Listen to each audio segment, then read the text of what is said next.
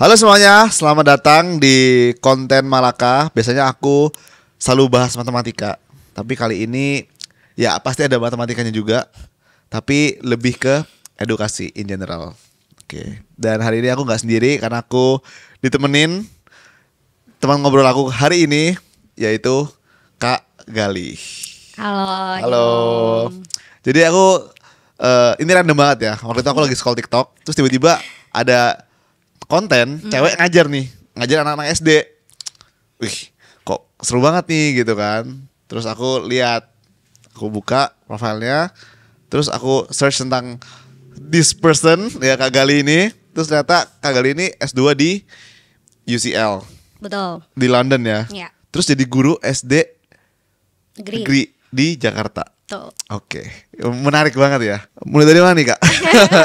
Bisa perkenalan diri dulu mungkin dengan singkat. Iya, halo semuanya. Namaku Gali. Saat ini bekerja sebagai seorang guru kelas 4 di salah satu SD negeri di Jakarta. Dan seperti yang tadi Jarom bilang, aku ngambil S2 dulu di University College London, jurusan Educational Planning, Economics, and International Development. Tapi waktu pas S1 memang aku sebenarnya pendidikan guru SD. Di Universitas Negeri Jakarta, UNJ. Oke. Jadi dari awal udah mau jadi guru ya? Dari awal memang pendidikan guru sekolah dasar ngambilnya. Oke. Wow. Kenapa sekolah dasar? Kenapa? Itu menarik banget. Kenapa nggak kayak SMP, SMA atau mungkin dosen, right? Kenapa sekolah dasar? Jadi kalau SD itu kan kita jenjang paling lama ya. Kita Ya. tuh 6 tahun itu jenjang paling lama yang kita habiskan di sebuah institusi pendidikan. Dan namanya aja SD sekolah dasar. Ya. Yang kita bentuk tuh benar-benar dari dasar.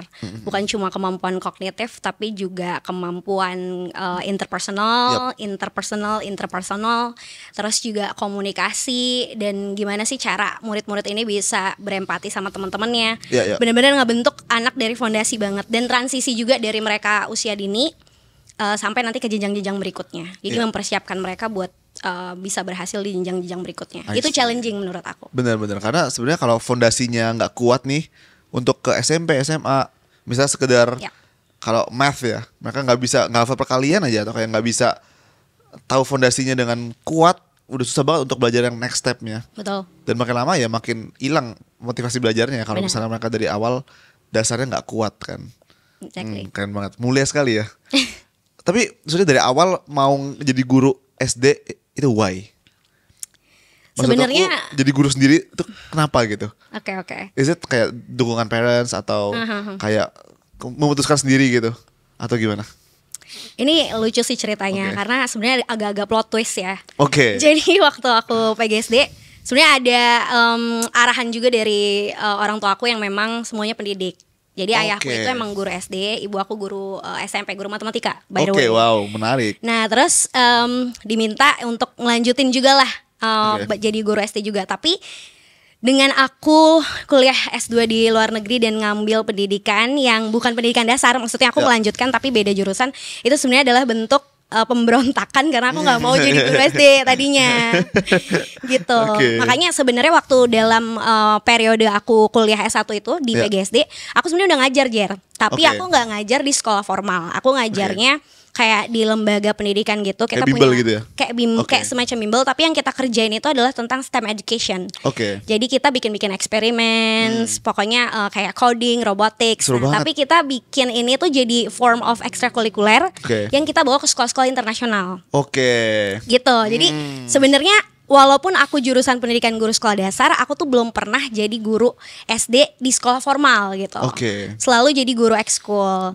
Tapi ini kemudian aku tuh merasakan keresahan karena setiap aku pergi ke sekolah-sekolah internasional, aku merasa kok kayaknya nggak adil ya. Mereka dapat kualitas pembelajaran yang sedemikian bagus, tapi masih ada nih anak-anak kita yang nggak dapetin ini. Padahal pendidikan itu kan is a basic right. Benar. Dan harusnya bukan cuma pendidikan aja, tapi pendidikan yang berkualitas. Yes. Aku merasa ini tuh perlu dirasakan oleh semua anak tanpa terkecuali, apapun latar belakangnya, nggak terhalang karena mereka punya uang atau enggak. Bukan cuma anak-anak elit.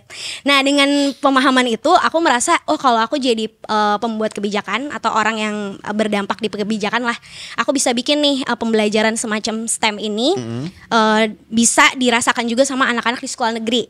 Waktu itu aku mikirnya gitu. Jadi aku mikirnya tuh sebenarnya pengennya jadi pembuat kebijakan langsung. Oke. Waktu itu kayak masih utopis banget mikirnya kan. Nah, ternyata aku ya. Aku masih di situ posisinya. Oh iya. Ini masih. Kamu belum ngerasain nanti. Jadi nanti waktu pas ada satu momen di kuliah S2 aku. Itu yang bikin aku kayak agak tertampar gitu ya.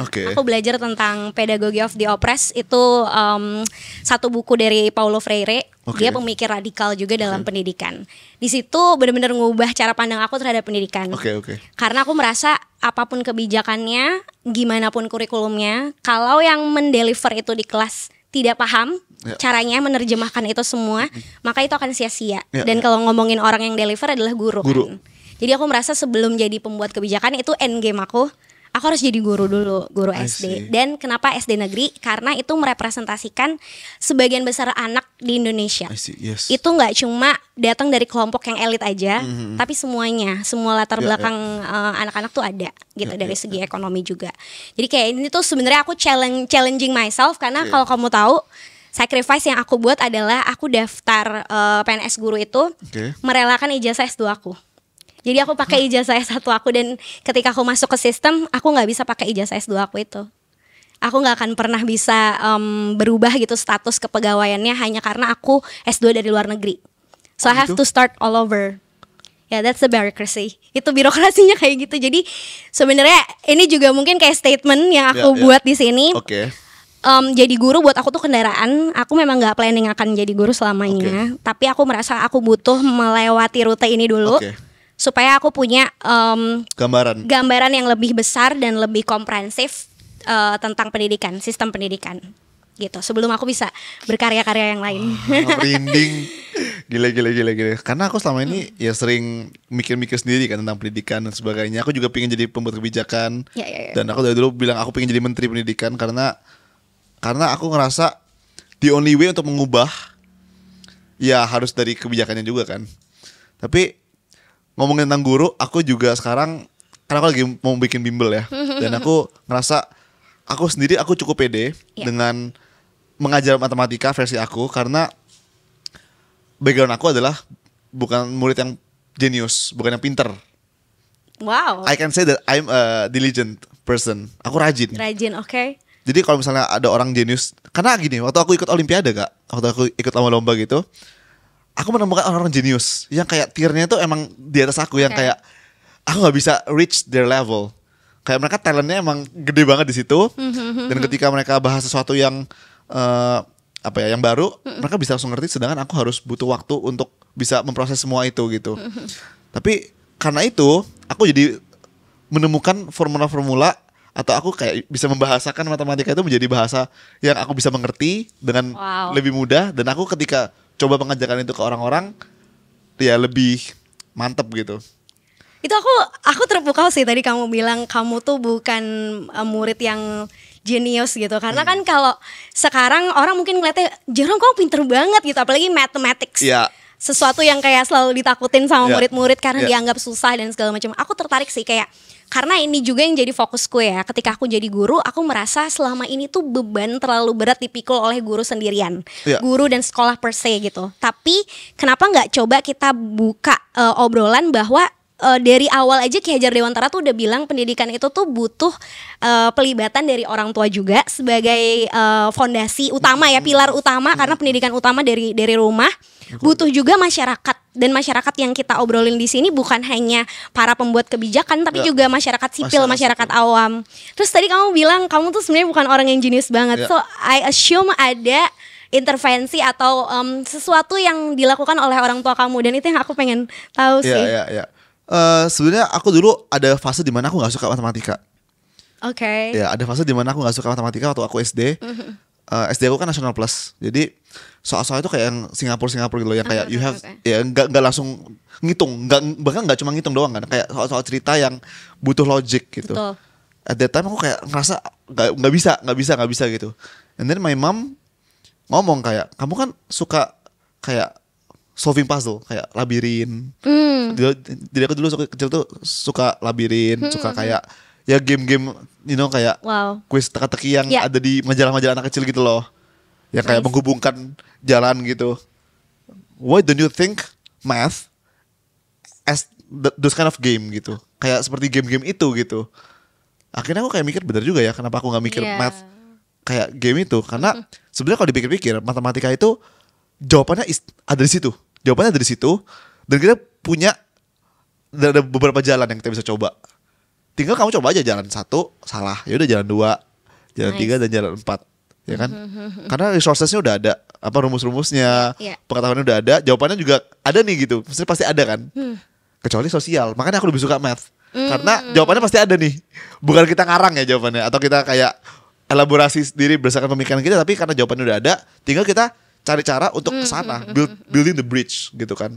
Itu sama kayak mencari jalan yang benar gitu sih. Jadi dari situ aku jadi tertantang untuk ya untuk bisa ngelihat matematika sebagai hal seperti itu gitu. Jadi justru malah mama kamu tuh maksudnya orang tua kamu tuh enggak yang kayak maksa kamu ya, tapi ngasih solusi, ngasih alternatif, pandangan lain gimana sih supaya bisa menaklukkan atau menyukai dulu gitu ya matematika. Tapi aku setuju banget dengan pendapat Kak Gali tadi, kalau misalnya menurut aku sendiri ya, dan aku juga men-challenge diri aku Kak.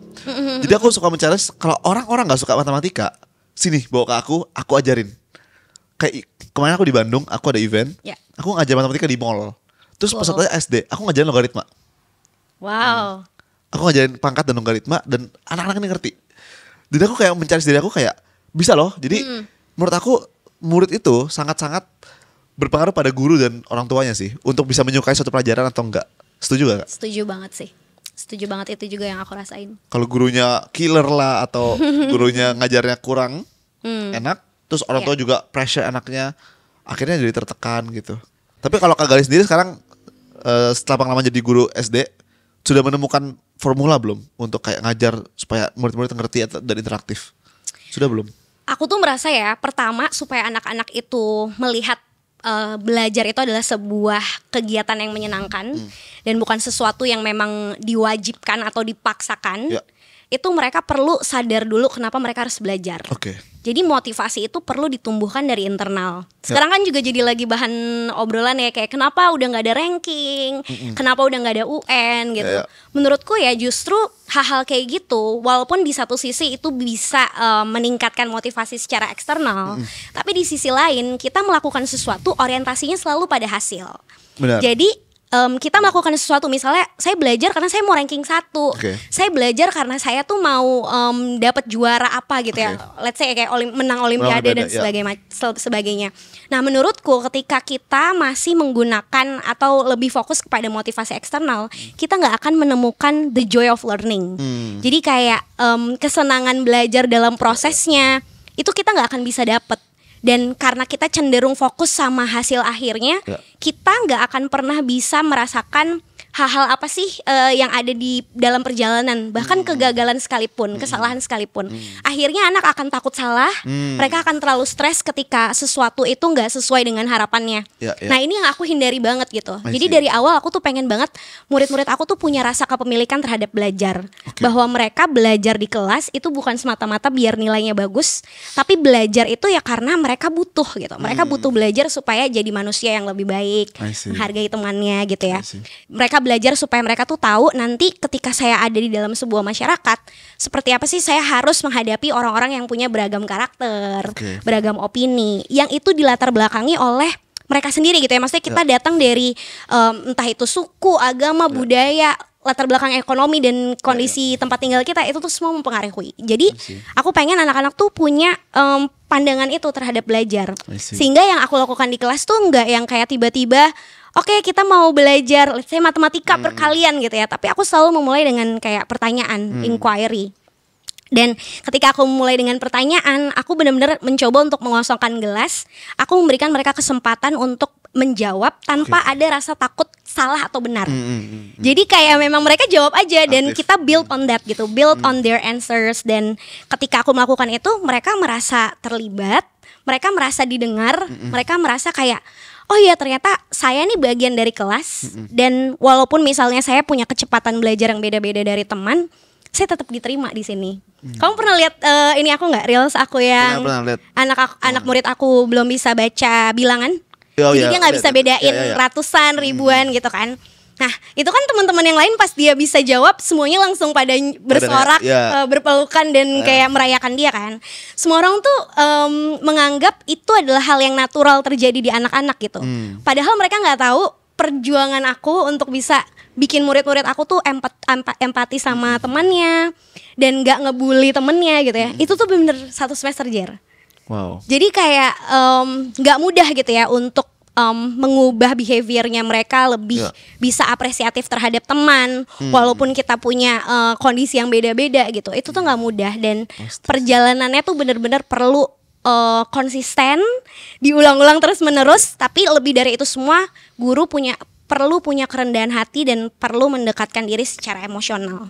Jadi aku juga nggak setuju kalau jadi guru itu harus yang kayak friendly banget atau tegas banget. Menurutku di tengah-tengah. Boundaries itu tetap harus ada. Kayak kita mesti tahu murid itu memperlakukan kita seperti apa. Tapi di satu sisi kita juga perlu membuka diri gitu ya ke murid-murid kita. Kayak orang tua sih ujung-ujungnya. Benar. Gak boleh terlalu tegas, gak boleh terlalu friendly. Kita juga gak nganggap orang tua itu kayak our best friend yang gimana banget kan. Tetap perlu ada kayak boundaries di sana. Iya kayak ini menarik banget sih. Ada banyak banget yang aku pengen obrolin ini. Tadi ngomongin tentang ranking, ujian gitu. Sebenarnya aku pribadi ya, aku selalu kayak mikir, aku sampai sekarang suka mikir kayak sebenarnya ranking ujian, kalau ranking oke lah, nggak ada tuh nggak apa-apa menurut aku. Tapi kalau ujian kayak UN dan sebagainya, itu buat aku kalau misalnya masyarakat Indonesia itu udah sadar untuk belajar, contohnya nih, kayak di Finlandia kan banyak yang bilang, oh nggak ada PR, nggak ada PR, bukunya ditinggal di sekolah dan sebagainya. Itu karena menurut aku secara ekosistem lingkungan tuh udah bagus banget. Kesadaran orang tua ngeliat anaknya disuruh belajar lain, disuruh baca buku dan sebagainya. Jadi di luar, meskipun gak dikasih PR, ya these kids tetap belajar gitu. Masih anak-anak itu kesadaran belajarnya udah ada. Betul. Tapi kalau di Indonesia, menurut aku kesadaran untuk belajar itu kan masih belum ada. At least belum menyeluruh lah. Jadi ketika UN dihapuskan, aku melihat betapa kayak justru anak-anak SMP dulu ketika aku SD, teman-temanku itu yang udah UN pas SMP udah bisa soal-soal seperti ini. Tapi sekarang anak-anak SMP ketika aku tanyain soal-soal yang dulu aku SD UN, nggak bisa gitu. Jadi aku kayak ngerasa gitu kayak ada question mark, apakah keputusan nggak ada UN ini tepat atau enggak gitu. Karena mungkin di beberapa sekolah yang bagus mereka ada standar tertentu yang harus di-pass di sekolah tersebut. Tapi kan nggak semua sekolah seperti itu gitu. Jadi menurut aku memang harus ada standarisasi lah. Mungkin gak harus menunjukkan. Nah ini juga bingung nih. Kan dulu UN menentukan kelulusan, terus akhirnya diubah supaya gak stres dan sebagainya, karena supaya gak adil. Supaya adil, jadi gak menunjukkan kelulusan, tapi menunjukkan kompetensi. Tapi ujung-ujungnya these kids gak akan menganggap UN itu penting, karena gak menunjukkan kelulusan. Jadi kayak otakku sendiri kayak bingung gitu solusinya apa gitu. Jadi kayak nggak ada drive buat belajar karena merasa apapun itu saya bakal naik kelas, apapun itu saya bakal kayak tetap lulus ke jenjang berikutnya jadi gitu ya. Drive-nya hilang gitu. Sedangkan kalau aku lihat di Jepang, di China, mindset itu udah bener-bener Asia banget ya. Di Singapura juga kayak kalau misalnya kamu SD nggak bagus, SMP nggak bakal dapat yang bagus, SMA apalagi nggak bisa dapat bagus dan nggak bisa dapat kuliah yang bagus, nggak bisa dapat kerja yang bagus. Jadi teman-teman aku di Jepang mindset itu udah semua kayak gitu. Memang mereka mindsetnya jadi kayak robot ya. Jadi kayak semua orang punya mindset yang sama, yaitu untuk dapat pekerjaan yang bagus mereka harus dapat kuliah yang bagus. Untuk dapat kuliah yang bagus mereka harus dapat SMA yang bagus. Dan untuk dapat SMA yang bagus dari SMP udah harus bagus. Makanya mereka udah dari SMP itu nge-push banget belajarnya. Karena mereka tahu roadmapnya seperti itu.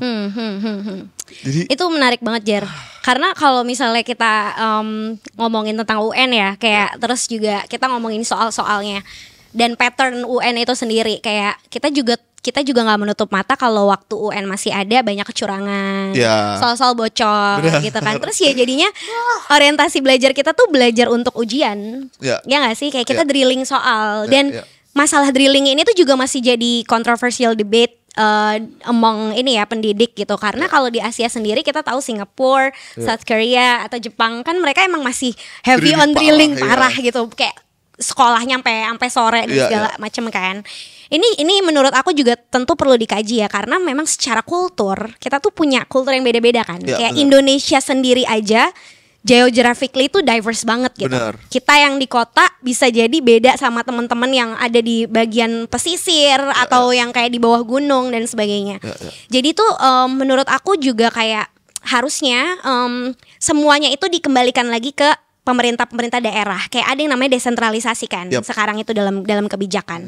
Tapi yang jadi pertanyaannya, apakah pemerintah daerah sendiri juga sudah berdaya secara pemahaman tentang kayak warga di daerahnya sendiri gitu ya. Apakah mereka juga bisa mendekatkan pendidikan itu lebih kontekstual terhadap apa yang ada di daerahnya gitu ya, sehingga tidak menjauhkan anak-anak ini di daerahnya. Karena kebanyakan kan anak-anak desa misalnya mereka belajar ke kota, tapi mereka nggak mau pulang untuk bangun desanya, mereka kayak maunya stay di kota gitu. Nah ini juga yang jadi pertanyaan kan, apakah selama ini pendidikan kita udah membuat murid-murid itu lebih grounded dan lebih paham masalah di sekitarnya apa, cara menyelesaikannya bagaimana, dan apakah dengan adanya UN itu menyelesaikan masalah-masalah tersebut gitu.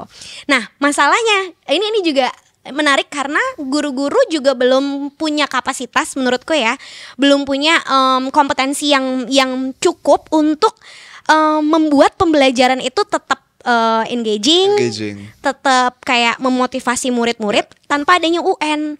Karena praktik UN itu kan udah berlangsung lama banget. Kita udah terlalu lama dalam kondisi pembelajaran yang emang itu ya berorientasi pada ujian gitu. Mempersiapkan murid-murid dari kelas 3, 4, 5 tuh buat nanti lulus di ujian kelas 6 gitu. Nah, akhirnya ketika ini berubah pasti nggak mudah gitu.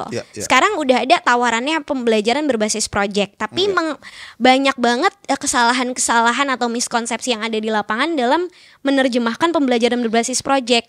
Jadi project itu dianggap harus selalu berhubungan dengan bikin-bikin sesuatu, praktek. Akhirnya orang tua merasa dibebankan. Sekolah-sekolah, khususnya sekolah yang punya keterbatasan dana juga berteriak gitu, kayak kita nggak punya dananya untuk bikin ini jadi sebuah project gitu ya. Pembelajarannya harus bikin-bikin sesuatu terus. Padahal project based learning nggak necessarily translates into a product. Kita nggak harus bikin produk, tapi lebih ke proses belajarnya itu sendiri. Jadi emang bener Jara, aku juga sepakat karena itu pun yang aku hadapi. Murid-murid khususnya kan aku di sekolah negeri ya. Jadi masih ada banyak pandangan ketika mereka merasa akan terus dinaikkan gitu secara mereka akan harus selalu lulus gitu ya, nggak ada yang indikatornya itu apa atau kemampuan checklist prasyaratnya itu bagaimana sebelum mereka pindah jenjang atau naik kelas. Mereka akan merasa ya udah ke sekolah cuma formalitas gitu. Ini PR buat kita bersama sih, khususnya guru di kelas. Makanya ketika guru itu masih belum bisa bikin kelasnya ya engaging atau kayak menumbuhkan rasa ingin belajarnya murid, ya mau nggak mau dipaksa kan dari luar. Itu jadinya UN balik lagi UN, ya kan? Siklusnya ya. Ya menurut aku sampai masyarakat ini akhirnya misalnya kita sudah punya resources yang mumpuni yang bisa bikin murid-murid ini belajarnya seru, ya kita menurut aku masih perlu those kind of assessment. Kalau enggak benar-benar turun banget loh. Yang aku lihat ya, kayak anak SMP belum bisa pelajaran SD yang dulu aku bisa gitu. Dulu teman-teman aku bisa. Makanya aku juga sepakat bahwa sebelum kita misalnya kita memutuskan apakah anak ini akan naik atau enggak gitu ya kan, aku nggak tahu kalau di sekolah swasta tuh kayak gimana. Tapi yang aku lihat tren di sekolah negeri adalah banyak banget anak-anak yang jarang masuk sekolah gitu. Nah kadang-kadang pendekatan kita itu macam-macam. Pertama misalnya kita hubungin dulu anaknya gitu ya. Selama berapa lama dia nggak ada, kita hubungin orang tuanya, masih nggak ada respon, kita datengin rumahnya. Nah kadang-kadang udah sampai didatengin pun kita kayak berkonsultasi ini bagaimana baiknya karena anak-anaknya perlu tetap masuk dan sebagainya. Itu banyak respons yang nggak sesuai dengan harapan gitu. Jadi kadang-kadang tuh sulit juga dari sisi orang tuanya untuk bisa memastikan anaknya besok tuh akan berangkat ke sekolah. Karena apa itu Kak? Bisa jadi karena memang motivasinya rendah, atau bisa jadi karena misalnya anaknya harus tetap bantuin orang tuanya bekerja. Dan bisa jadi juga karena orang tuanya terlalu ngikutin kemauan anaknya gitu. Jadi kalau anaknya nggak mau sekolah ya udahlah nggak apa-apa gitu. Nah, jadi itu juga kompleks, kompleks banget. Yeah. Tapi aku sendiri juga beranggapan sebelum kita bisa memutuskan anak itu naik kelas atau enggak, perlu tetap ada checklist kemampuan prasyarat. Makanya kalau kayak tadi kita ngomongin misalnya spesifik subjek gitu ya, entah itu mathematics atau IPAS. Kalau sekarang di SD itu IPA IPS tuh digabung jadi IPAS. Perlu tetap ada mana yang kira-kira anak tuh harus kompeten, setidaknya kalaupun memang tidak menguasai banget, setidaknya yang dasar tuh dia tahu. Calistung aja deh. Baca tulis hitung gitu. Baca tulis hitung nih kita belum ngomongin literasi numerasi yang lebih kompleks loh, yang dia harus menganalisa. Itu aja nggak dimiliki oleh lulusan kelas 6. Sekarang kan problematikanya gitu. Banyak anak SMP yang nggak bisa baca, nggak bisa nulis dengan benar atau memahami sesuatu. Harusnya perlu ada kesepakatan nih antara pihak sekolah sama orang tua dari anak-anak yang targeted itu. Kalau memang mau naik kelas, dia harus bisa apa-apa. Dan itu yang aku lihat sih di Jepang. Pas aku kayak ngobrol sama teman-temanku, kok kalian bisa sadar gitu untuk belajar dan sebagainya. Dan peran orang tua sih Kak. Kayak aku nanya, karena orang tua mereka tuh benar-benar yang peduli sama anaknya. Yang kayak, jadi gini, mereka punya tugas yang harus ditandatangani orang tuanya pas SD gitu. Mereka disuruh bikin ringkasan buku dan sebagainya. Pokoknya kayak ada beberapa tugas yang emang orang tuanya harus tahu. Dan orang tuanya emang justru kooperatif gitu. Kalau anaknya nggak kerjain ya orang tuanya yang marahin. Bukannya kayak orang tua sama anak jadi sama. Yaudah kita asal-asalan aja gitu. Kalau di aku malah orang tuanya yang ngerjain tugasnya. Iya, jadi ada kayak gitu loh Kak. Aku nggak mau ngasih PR. Problemnya tuh parah. Susah banget. Parah. Jadi kayak misalnya menurut aku kalau guru pun sesemangat apapun guru, kalau orang tuanya gimana ya? Benar. Contoh simpel.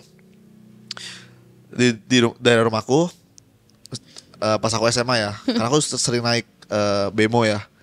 Ya aku sering lihat ada anak kecil nggak pakai helm misalnya, sesimpel kayak gitu. Orang tuanya juga nggak pakai helm, let's say. Terus pernah aku naik bemo, ada PNS pakai baju PNS kan, jelas. Dia lihat aku pegang plastik. Nah, jadi aku kan kayak beli makan gitu kan. Terus dia bilang buang aja di kali gitu. Jadi kayak ngatain kali kan.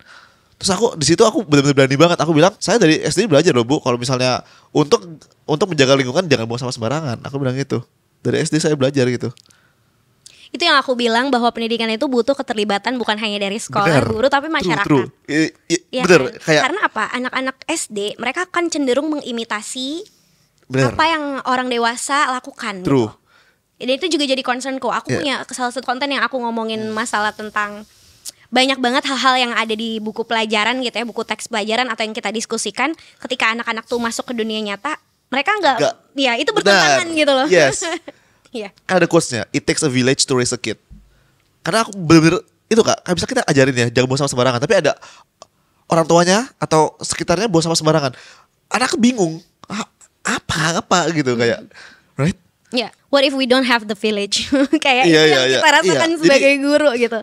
Semua bebannya kayak di kita, seolah tuh kita kayak jadi tempat cuci mobil atau laundry. Datang kotor, pulang bersih. Gak bisa, ya. Oke, aku pikir aja nih. Kalau gitu, Kak Gali kan kayak menemukan kayak cara ngajar yang mungkin sudah lebih oke dan sebagainya. Itu Kak Gali menemukan sendiri atau ada pelatihan dari Kemendikbud atau gimana? Jujur itu pengalaman aku di luar negeri sih Jer. Jadi aku tuh merasa sebagai anak yang gak ada pengalaman exchange ataupun konferensi dan segala macam.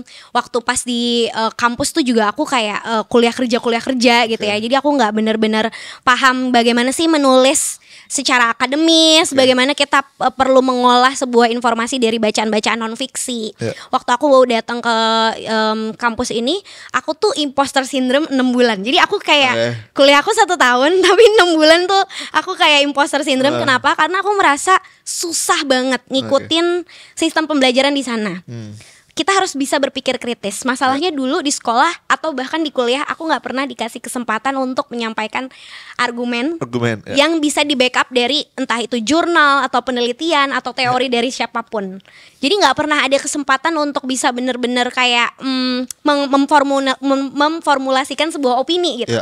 Dan itu membuat aku itu tadi tertampar karena ternyata kenapa aku bisa suffering banget di sistem pendidikan yang kayak gini? Soalnya dari aku sekolah, kita belajarnya kayak gitu. Kita belajarnya tuh ngikutin apa yang guru omongin, kayak belajarnya ya udah sistematis banget gitu. Buka buku, kerjain soal, kerjain latihan dan sebagainya, nyatet gitu. Tapi nggak pernah ada diskusi, nggak pernah ada kayak dialog gitu ya, yang dua arah, yang bahkan kita dikasih kebebasan mau ngomongnya itu apakah itu sesuai dengan yang ada di textbook atau kayak itu karangan kita aja gitu kan. Nggak pernah ada itu. Jadi aku merasa untuk bisa mengaktifkan pembelajaran yang seru dan yang bermakna ya menurut aku, itu mulainya dari pertanyaan. Jadi sebenarnya yang aku lakukan tuh bukan yang kayak aku bikin media belajar yang sophisticated, yang gimana banget gitu loh, Jar. Aku benar-benar hanya mengubah cara aku mengajar dengan bertanya sih. Banyak-banyak bertanya, dan pertanyaannya tuh pertanyaan reflektif, bukan bukan pertanyaan yang iya atau tidak gitu. Tapi yang jawabannya tuh terbuka. Jadi sebenarnya menurut aku ya, kalau satu misalnya sekarang kita jadi pembuat kebijakan adalah training guru ya berarti. Sebenarnya itu juga udah dilakukan ya. Itu sedang dilakukan.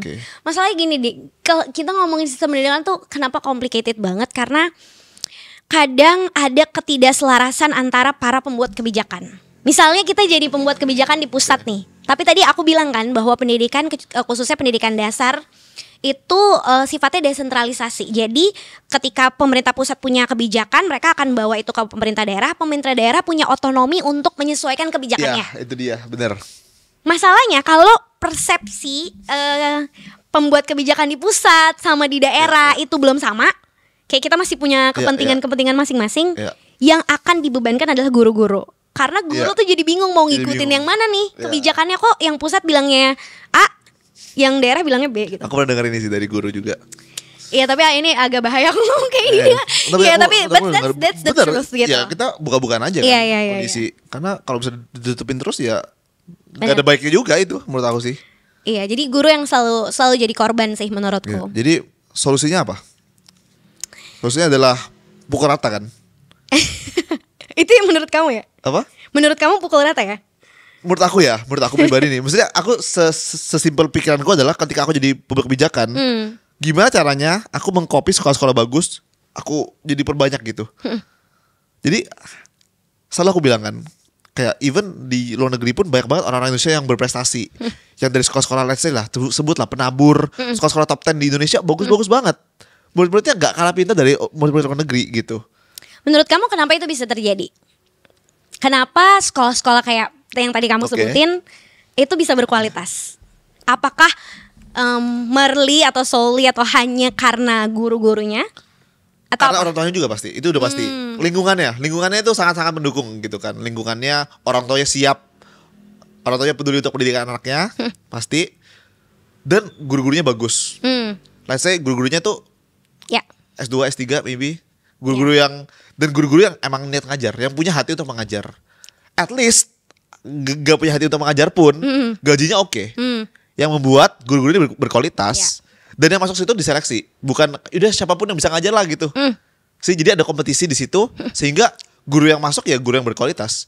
Dan di sekolahku dulu, sekolah adik aku sekarang, guru kimianya itu bahkan dari NTU, dari NUS, yang kayak top school, yang karena apa? Pasti karena gajinya dong. Ya jangan apa ya, gak usah muluk-muluk, pasti karena gaji.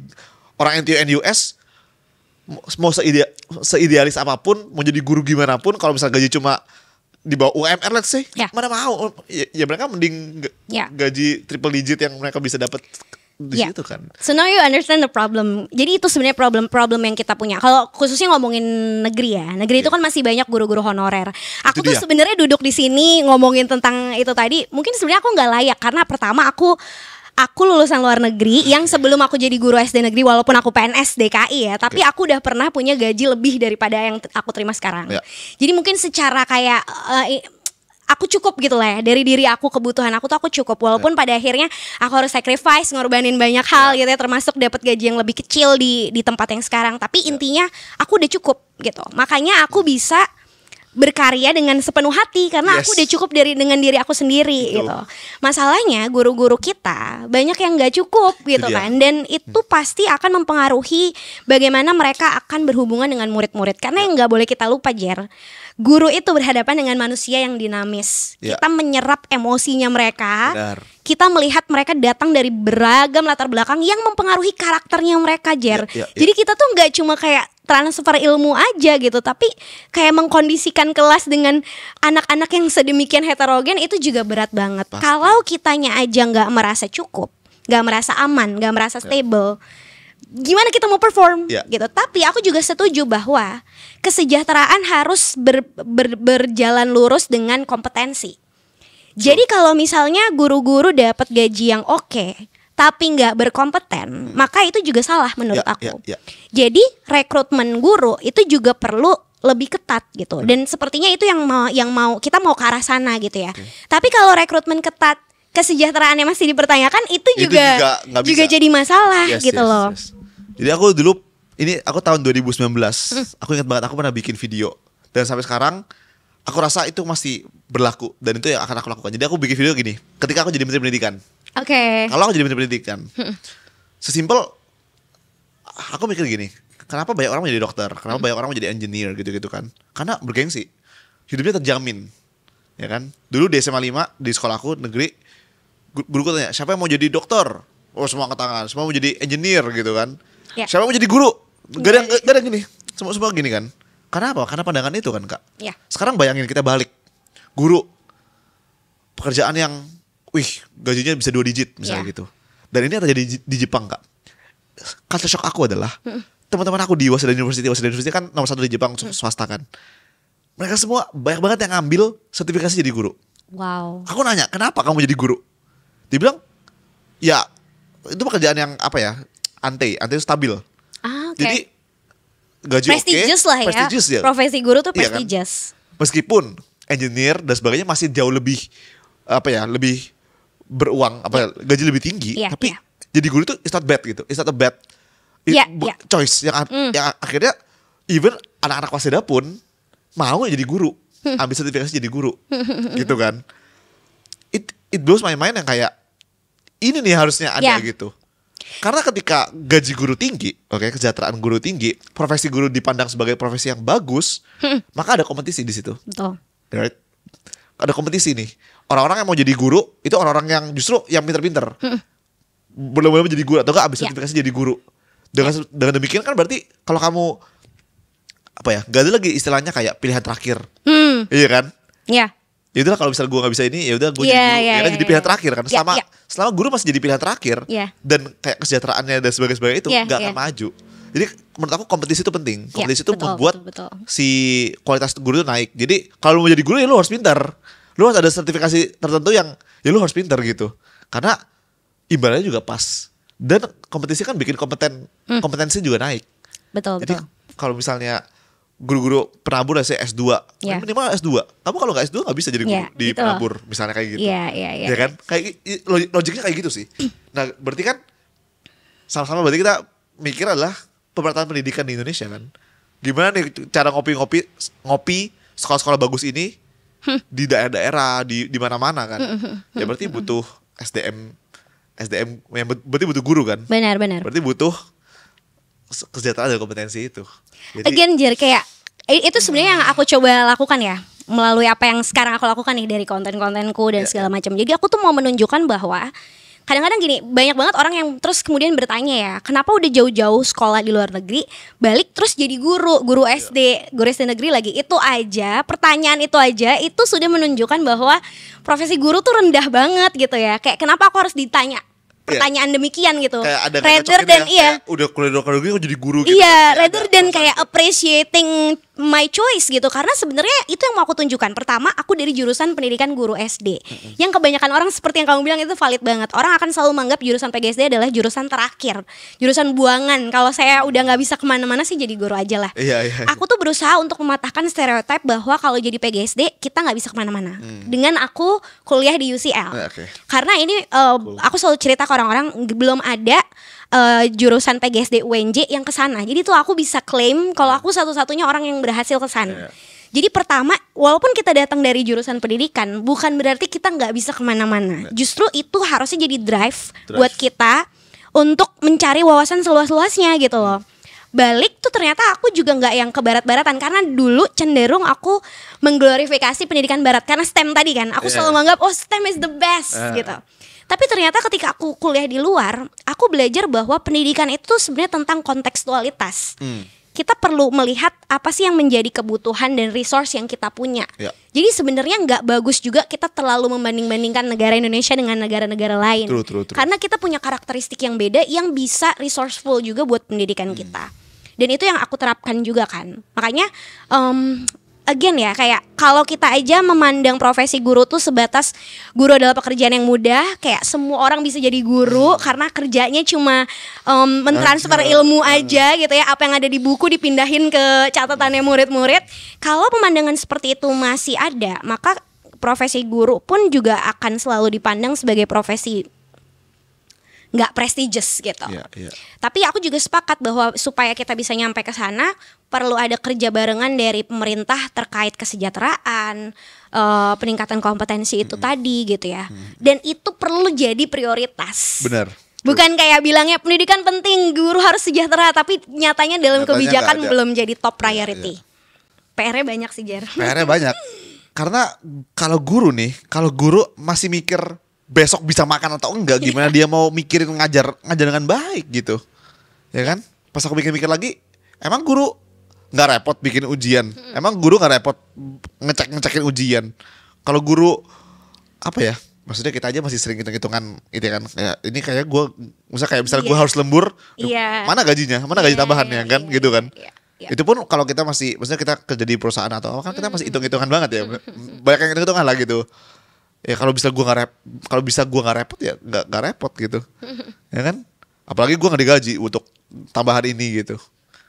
Nah itu juga yang bikin kenapa pada akhirnya guru-guru itu ketika ngajar mereka cenderung ya. Jadi ini nggak menggeneralisasi semuanya, tapi cenderung mengandalkan hanya apa yang ada di textbook, buku teks. Jadi mereka cenderung kayak oke, karena saya cuma dalam tanda kutip dibayarnya segini, jadi ya udah saya nggak mau cari repot gitu. Ya walaupun pasti tetap ada ya guru-guru yang walaupun misalnya bayarannya belum setimpal, tapi mereka tetap going the extra mile. Kenapa aku bilang kayak gini? Karena banyak juga di konten-kontenku yang misalnya nih sebelum aku ngajarin tentang sejarah gitu ya, walaupun masih anak-anak SD, aku tuh bener-bener yang kayak riset. Ini tuh sejarah yang bener atau enggak nih, atau udah ada perubahan gitu ya. Karena sejarah itu kan tergantung pemerintahnya siapa gitu kan. Terus misalnya ini yang aku ceritain ke kamu juga, Jer, misalnya tentang kayak perkalian atau apapun itu gitu. Aku perlu mempelajari sesuatu dulu, aku perlu menguasai secara konten. Ini kalau di dalam pendidikan ada namanya pedagogi gitu ya. Pedagogi.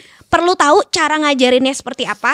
Sebelum bisa ngajarin ke murid, aku perlu menguasai dulu materinya. Pasti. Sehingga aku punya confidence ketika aku membawakan gitu ya, dan aku bisa ngedrive curiosity-nya murid-murid, rasa ingin tahunya mereka. Jadi nggak kayak semerta-merta hanya oke, kita nyatet, oke, kita latihan soal gitu.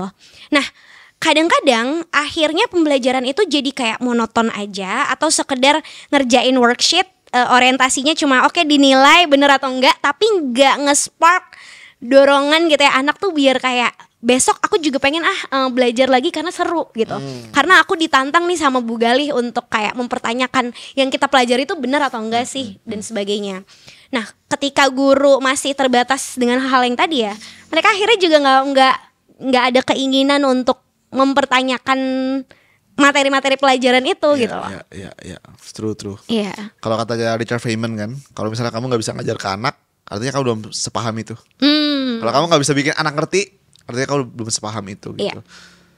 Sebenarnya ya karena aku akan mulai bimbel ini Kak, aku udah mikir sih, it's gonna be tough homework for me, untuk bisa mengcopy diri aku. Aku bisa nih ngajar sekarang, tapi gimana aku bisa mengcopy diri aku kan? That's the problem. Kayak gimana cara mengcopy Kak Galih? Galuh siapa Galuh? Gimana cara mengcopy Kak Galih? Jadi banyak itu gitu. Susah kan? Makanya aku juga lagi mikir juga nih, apakah aku bisa mengcopy diri aku gitu. Tapi ngomongin tentang kayak mempertanyakan tadi, ini pas banget karena hidup aku berubah di kelas 10. hidup aku berubah di kelas 10. Jadi one day aku tuh kalau dari kecil sampai aku kelas 10 itu ya udah matematika rumus aku pakai kerja soal gitu, drilling banget ya. Sampai di kelas 10 aku tuh jadi panitia lomba sekolahku. Aku jadi panitia bikin lomba untuk SMP. Terus waktu itu pas final ada SMP dari Madura. Ya kan, habis itu udah nih pas mulai lagi ngerjain soal, kan panitianya gabut kan.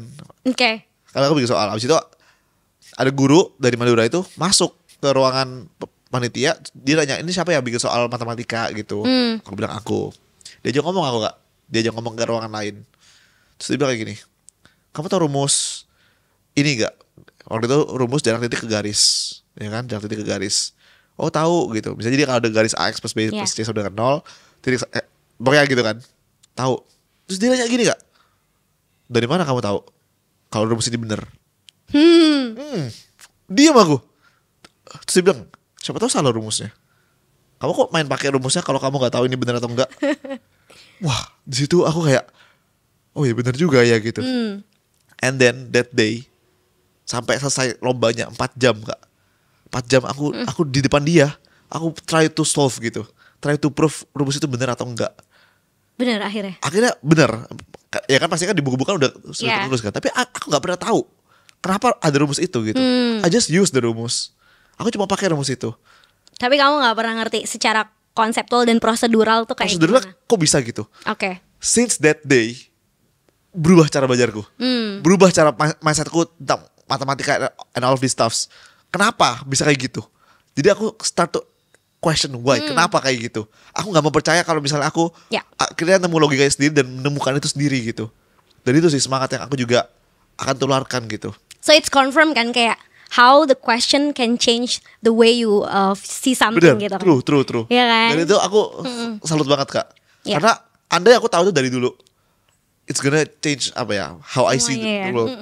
Dan sekarang aku sekarang ada seminar-seminar di SMA di sekolah, aku selalu bilang, kamu tahu itu dari mana? Jadi aku kayak I want to make my experience itu eureka ya, pasti eureka kan, kayak eureka moment, aha moment ya. Aha momennya itu gak cuma untuk aku sekarang, untuk orang-orang ini. Karena kalau aku gak ketemu guru Madura itu, mungkin aku gak sampai sekarang akan belajarnya sama aja gitu.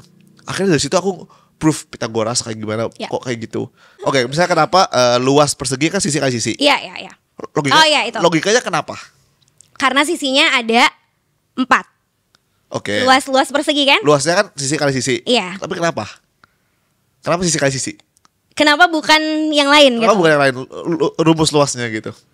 Iya, itu menarik sih ya pertanyaan kan? Itu. Jadi aku I start to questioning dari dulu tuh, kayak dari awal-awal. Jadi kayak gini, bayangin ya, sisi kan panjang. Kalau luas kan 2 dimensi ya. Jadi bayangin sisi ini ada gitu. Ya kan? Misalnya garisnya ada 2 nempel gini. Berarti kan sisi ini ditambah ini kan? Iya, betul. Jadi ada 2, ada 3, ada 4, ada 5, ada 6, sampai ada sebanyak sisi itu. Oke. Jadi sisi kali sisi. Iya benar-benar. Iya kan? Dan ini cara gampangnya adalah pakai yang itu loh, grid lines itu. Grid lines, true. Yang buku yang grid lines. Karena kita jadi tahu garisnya. kan sisi itu yang ada di dalam. Benar. Itu merepresentasikan berapa banyak kotak yang ada di dalam. Ya. Sedangkan kalau keliling itu yang ada di luar. Benar. Iya. Sama kayak volume. Betul. Misalnya tabung ya, ini kan ada lingkaran nih. Kalau satu lingkaran ya udah 1, gak ada tingginya. Tapi kalau misalnya tingginya ada 10 nih, seret gitu. Jadi kan kamu anggap aja ini tuh ditumpuk tak ada 10. Betul. Jadi dikali 10 ya itu kan jadi dalamnya kan. Betul. Kalau dikali 100 ya udah, berarti dikali tingginya ini. Berarti tingginya ini berapa gitu. Ini yang nice Jar, karena kamu bisa punya pemahaman kayak gitu. Kamu tuh udah punya, kamu bisa memvisualisasikan sesuatu gitu. Ya. Itu yang gak dimiliki sama murid-murid aku. Oke. Jadi gini, ketika kita ngajar SD itu kan berkesinambungan ya. Itu mesti kayak sejalan nih dari kelas 1-nya, 2-nya, 3-nya, 4-nya. Tapi kalau itu gak di build up dari bawah, misalnya aku bikin kayak gitu di kelas aku, dan mereka akan sangat kesulitan gitu untuk memvisualisasikan itu. Makanya aku percaya matematika itu sebenarnya gak cuma angka. Belajar secara general itu juga bukan cuma ngerjain soal atau langsung huruf. Tapi perlu ada stimulasi nih dari bawahnya. Nah kenapa aku juga gak bisa langsung jawab yang kamu buat? Bisa jadi karena dulu aku juga cenderung menghafal, cenderung menghafal rumus misalnya, cenderung kayak ya tadi ya nggak diberikan kesempatan untuk mempertanyakan sesuatu gitu. Nah ini juga menarik Jar, karena kalau aku di kelas 4 itu kan kita sebenarnya belajar tentang ini ya ribuan, ratusan gitu ya, kayak nilai tempat gitu kan, belajar perkalian, belajar pembagian dan sebagainya. Nah kalau kita langsung minta anak menghafal perkalian misalnya tanpa menjelaskan ke mereka bahwa perkalian itu sebenarnya penjumlahan berulang, bahwa cara perkalian itu komutatif juga gitu ya, ada yang beda gitu, walaupun 3 kali 1 atau 1 kali 3 itu sama, tapi sebenarnya beda arti. Misalnya aku nggak ngajarin itu, maka ketika di kelas 5 mereka berhadapan dengan soal-soal assessment numerasi, mereka akan sangat kesulitan gitu. Nah tapi lagi-lagi ngajarin kayak kalau misal kamu nanti bikin bimbel gitu ya, pasti kan murid-muridnya, aku nggak tahu deh, aku ngebayanginnya murid-muridnya akan nggak lebih banyak daripada di kelas. Kalau di kelas kan 30, ya nggak sih, kayak 30 ngajarin anak satu konsep dengan pemahaman mereka yang beda-beda banget. Itu challenging banget gitu. Bimbel aku rencana 50. Wow, oke. Tapi berapa tutor dalam satu tutor? Jadi I'm gonna make like a master class. Tapi kamu ada kayak ininya nggak, tes awalnya gitu nggak? Nggak ada. Untuk bisa mengklasifikasikan muridnya? Nggak ada. Jadi aku pede. Nice. Dengan apa yang cara aku ngajar. Ya at least mereka udah selesai SD lah, gitu. Oke. Contoh ini simple pangkat. Karena aku ngajar ini di Bandung nggak waktu itu SD, dan aku proof I can gitu. Gimana? 2 kali 2 berapa? 4. Sekarang aku mau tulis 2-nya ada 3. 2 kali 2 kali 2 8. Aku mau tulis 2-nya ada 4. 2 kali 2 kali 2 kali 2 16, ya kan? Nah sekarang aku mau tulis 2-nya ada 100. Oke. Kalau aku tulis 2-nya ada 100, apakah aku harus tulis 2 kali 2 kali 2 kali 2? Capek tanganku, aku bilang. Pegel lah tangan aku ini. Nah tapi tenang aja teman-teman. Guys tenang aja guys, aku bilang gitu nanti ya. Karena sekarang kita udah ada yang namanya pangkat. Jadi aku gak perlu terus, kalau aku mau tulis kayak gini, gak perlu tulis 100. Aku tinggal tulis 2, atasnya ada 100. Dibaca pangkat. Artinya 2-nya ada 100. Terus aku balik lagi. Artinya yang 8 ini 2 pangkat berapa? 3. Mereka udah langsung connect. Nah kan 2-nya 3. 16 adalah 2 pangkat 4. Karena 2-nya ada 4. Kayak gitu. Jadi kayak itu kan start from question juga kan. Start from kayak gitu-gitu. Jadi aku ngerasa mensimplifikasi ini ya, gitu. bahasa penyampaian. True. Karena kembali lagi kenapa aku bisa tahu itu, karena aku dulu untuk mengerti susah. Iya, dan Kak Gali juga I think karena experience-nya itu jadi bisa ngajar dengan baik karena ini sih. Makanya kita bisa proof kalau lingkungan itu mempengaruhi kita kan. Mempengaruhi banget. Kayak kalau kamu mungkin cuma di sekolah aja, kamu gak pernah terlibat jadi pembuat soal, kamu gak pernah ketemu sama Bu Guru Madura, mungkin hidup kamu akan kayak gitu-gitu aja. True. Gak semua orang punya privilege yang kita punya, Jen. Dan akses pendidikannya itu. Bahkan ketika akses itu ada, gak semua orang punya drive dan gak semua orang punya awareness. Kenapa belajar itu penting, kenapa mencari tahu sampai akarnya itu juga harus dilakukan. Gitu. Iya. Jadi ya itu dari obrolan kita ini udah ketahuan lah ya PR-PR dan masalah-masalah apa. Oke, jadi last question ya kali ya. Oke. Kalau misalnya jadi pembuat kebijakan, apa yang bakal 3 hal yang terutama yang akan dikerjakan? Last question. Ini sulit. Tapi pasti gini, aku akan merasa bahwa pendidikan itu mulainya dari keluarga. Perlu intervensi dari sejak dini. Jadi PAUD itu juga perlu jadi kita perlu mempertimbangkan PAUD sebagai sebuah hak pendidikan anak, wajib belajar. Kalau sekarang kan wajib belajarnya mulai dari SD gitu ya. Tapi kalau kita bisa mulai dari PAUD dan benar-benar kita punya satu standarisasi gitu ya buat PAUD-PAUD kita. Nggak cuma memang ngajarin langsung baca nulis hitung, tapi benar-benar distimulasi murid-murid itu dari motorik, dari sensorik gitu ya, sehingga punya pemahaman pembelajaran yang lebih holistik. Itu akan sangat bagus banget. Jadi intervensi PAUD dan guru-guru PAUD itu yang pertama. Kedua, pelibatan orang tua gitu. Jadi harus ada program sosialisasi orang tua di setiap sekolah, yang mana sebenarnya mungkin itu ada, tapi secara regulasi kayaknya belum, masih loose lah ya.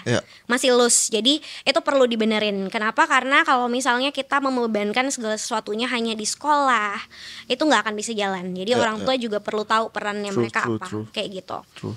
Terus yang ketiga ya udah pasti harus mengkaji lagi kebijakan dalam penerimaan guru, rekrutmen guru gitu ya. Terus juga kesejahteraan guru itu sendiri itu juga perlu jadi prioritas gitu. Karena ya bagaimanapun kebijakannya, sebagus apapun itu, balik lagi ke cerita tadi kita di awal, kalau guru-gurunya juga belum paham atau gurunya masih banyak kekhawatiran gitu ya, maka nggak akan bisa jalan atau optimal gitu.